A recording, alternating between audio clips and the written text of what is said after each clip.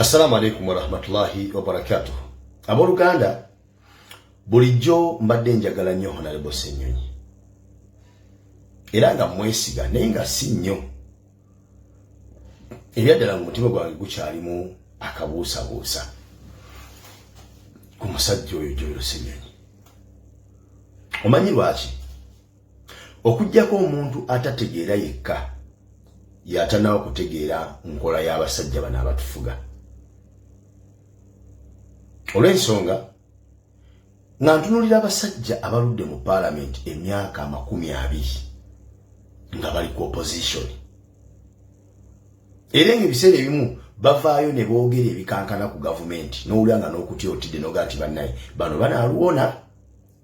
Nga mu myaka egyo gyonna gye bamaze mu parliament n'ebigambo ebadde nga boogera ku gavumenti ne officials baayo nga tebafunangako ataaka yonna nga teri yali abalumbaganyeeko kuba ali ku side ya gavumenti nga teri yali abalumbyeko nga tebabakolangako ki propaganda kyonna kigendereramu kubakkakkanya na kubakyayisa bantu batekibangawo.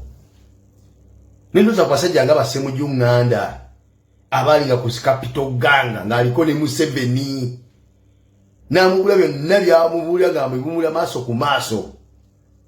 Abali nga Capital Gang programs ez'enjawulo nga bamuteekako ne Salimu Sale n'atuuka n'omugamba nti gwe kikuyambye okuba nti toli mu kkomera lwakuba afuga Uganda muganda wo naye ku bubbi bw'oliko baali badde bakusiba dda. Kati nga nebuza nti abasajja abaavangamu ebigambo ebyo n'ezo statement ezikanga bwe zityo nga tebalimu okutya wadde okkankana emyaka gyonna gye baze mu parliament tebakubangako ku kipropaganda kyonna.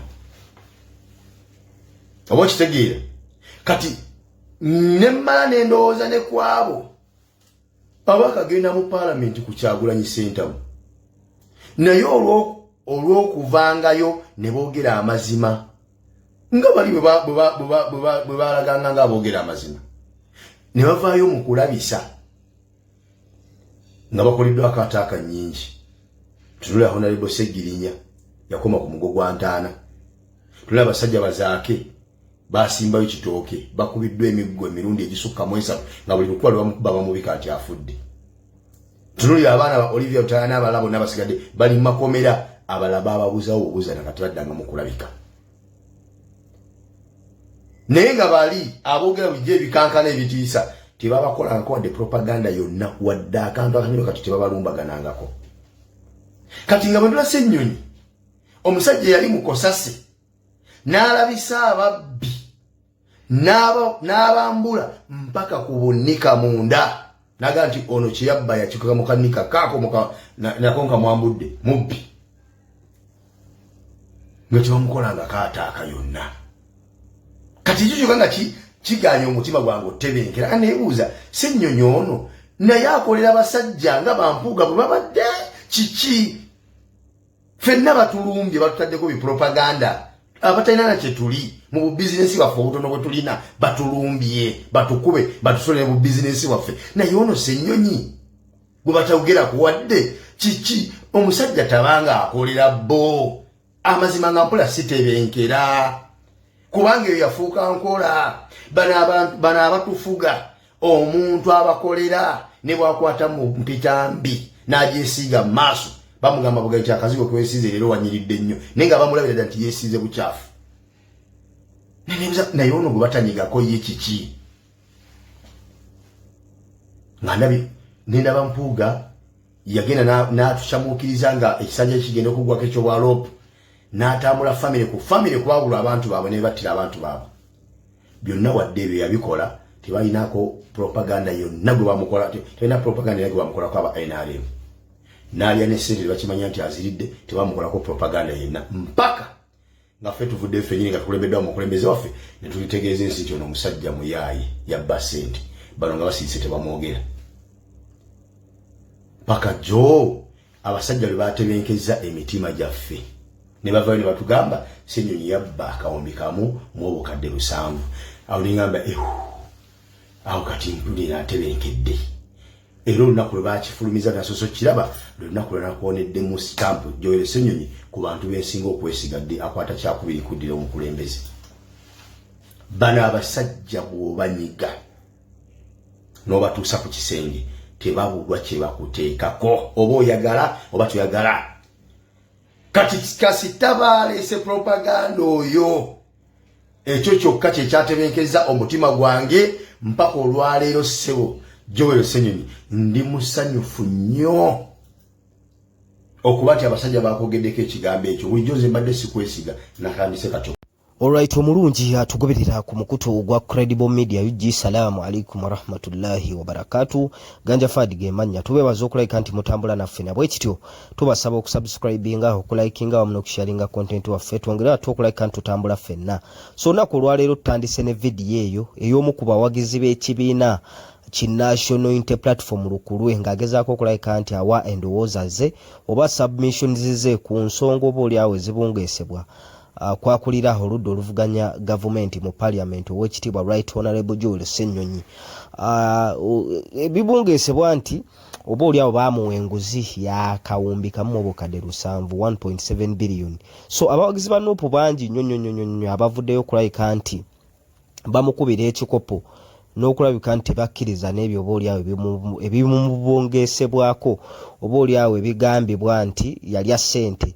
So wakati mu kuba nti Joel Ssenyonyi abadde akutta omumuli gw'amaanyi nnyo mu kulwanyisa obuli bw'enguzi obulyake n'obulabbayi, wiiki eno oba oli awo gye tuwunzika bantu bavuddeyo oba oli awo ba bloggers ab'enjawulo tumanyi nga ab'NRM ne ba propagandists nga bagezaako okulabika nti bamukuba blackmail, naye abaana ba Nuupu oba ba foot soldier ab'enjawulo ne ba blogger ba Nuupu bavuddeyo okulabika nti bakuba ekikopo n'okudifendinga leader waabwe oba opposition parliament nga bagamba nti ebimubungeesebwako oba oli awo bamusibako matugambuzi muli isango n'ekirala oba oli awo kumunafuya nakwagala kumukkakanya. Era batuwadde ebyokulabirako eby'enjawulo nga omukulu Mwami Haji Mpombo bwagezazzaako okulabika nti abanyonnyola mu video gye tutandise nayo nako olwaleero sige mawulire ge tuzze nago just oba oli awo twagadde kwekoonawo ko bwekoonyi, naye olunaku olwaleero kye twagala tutunuulire gye buvuddeko awo ab'ekibiina ki National Unity Platform baavaayo ne bawandiikira abatwala ekisaawe ky'ekkololo ebbaluwa ng'oba oli awo babasaba okujagulizaawo oba oli awo ekibiina ki National Unity Platform okuweza emyaka 4 bweddu nga kiri mu buweereza. Jjukira nti ekibiina ki National Unity Platform kyaggulwawo officially ng'ennaku z'omwezi 22 mwezi gwali gwa 7 mwaka gwali gwa 2020. So olunaku olwaleero ennaku z'omwezi nga 22 kigenda weza emyaka 4. So baali basabye oba oli awo nga baagala bajagulize mu kisaawe ky'eggwanga ekikulu oba oli awo eky'emikolo gy'eggwanga ekikulu eky'ekkololo. So bawandiika ebbaluwa ne bategeeza bekikwatako oba abakitwala nti bwe kiba nga tekiriiwo mwezi ennaku oba oli awo mweri ebbanga lye tubasabiddemu erya 22 omwezi ogw'omusanvu affe weetuli okulabika nti tulindako kiri erimu tutegeeza deeti entuufu, deeti gye muwulira nti enaabaawo olunaku lunaabaawo tujje tukole emikolo gyaffe tuli betefu okola adjustments ez'enjawulo mu mbeera ezifaananako bwe zityo. So olunaku olw'ejja ebbaluwa yafulumye. Jjukira nti ekisaawe ekyo kati kitwalibwa bannamagye kigwa Ministry of Defence. So baavuddeyo ne bawandiika ekiwandiiko ne bagamba nti bannange ekisaawe tekiriiwo kiri mu renovations bali mugezaako okulabika nti bakiddaabiriza. Ati abantu ne beebuuza bannange emikolo gyonna egibadde ekkololaawo ekisaawe kyakatandika okuddaabirizibwa kuba recently awo wabaddeyo n'emikolo egya abawagizi b'NRM nga bajaguza ebirungi Mwami Museveni byakoze emyaka 4 gyamaze ng'oba oli awo yatudde mu nkasi y'eggwanga. So ekisaawe kibaddewo kakati aba Nuupu kasita basabye okulabika nti bakozesaawo ko nabo ekisaawe ne bagamba nti tekiriiwo kakati mu mbeera ezifaananako bwe zityo beemulugunya naddala kituufu kiri ku renovation bali mu kukiddaabiriza oba bakitumye bummi kuba ekyasinze obamala enviiri ku mutwe babagambye nti bamanyi ddi renovations zino we zinaggwa oba oli awo ekisaawe kuddamu okukozesebwa. Anyway bo babagambye kababalinde balabe oba emikolo emirala tegikolebwewo nga newankubadde kiri mu renovation. So mu mbeera ezifaananako bwe zityo kyekiriwo ojjukira nti ebintu ebyo ng'ebisaawe realistically bya ggwanga era buli munnansi naddala mawanga gano kati for instance agali mu multi party system ng'era baga nti tuli mu nfuga ya democracy, buli kintu kyonna nga kya ggwanga buli munnansi ateeka okkikozesa na buli kibiina kiteeka okkikozesa nga kisabye abo boolyawo abakivunaanyizibwako, si kuba kisaawe nga kyaba abatembeeta bukka gavumenti eri mu buyinza oba nabo bennyini aba gavumenti. Kuba ekisaawe tukirabyeko nga kibeeramu concerts, kibeeramu emikolo obaolyawo egya gavumenti, kakati bano beemulugunya abanuupu lwaki ffe we tutuusa osaba. Ekisaawe kigenze ku renovation oba kigenze mu kuddaabirizibwa, naye nga byebyo bya Uganda yaffe nga bwe tugimanyi nga bwe bitambula.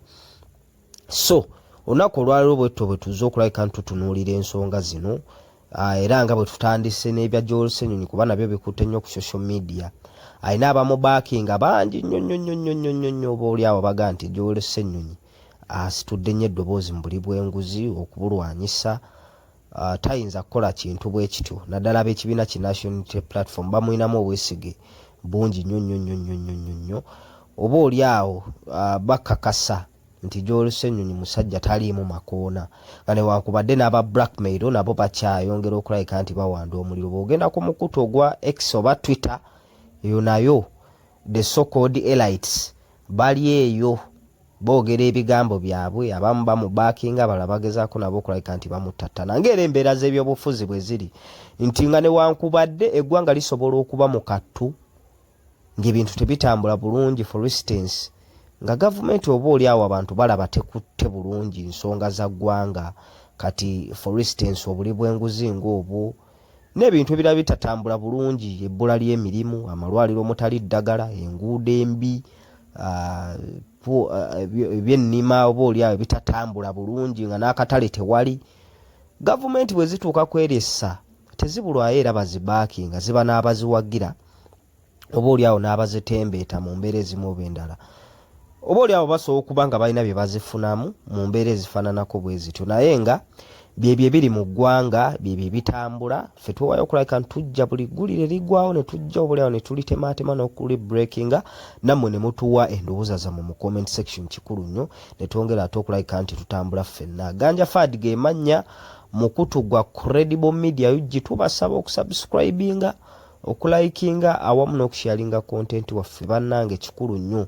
Twongera ate okulabika nti naffe tufuna amaanyi n'embavu okwongera okujja okulabika nti ate tubaweereza. Credible Media UG gwe mukutu Ganja Fad ge mannya. Salaamu alaikum wa rahmatullahi wa barakatuh.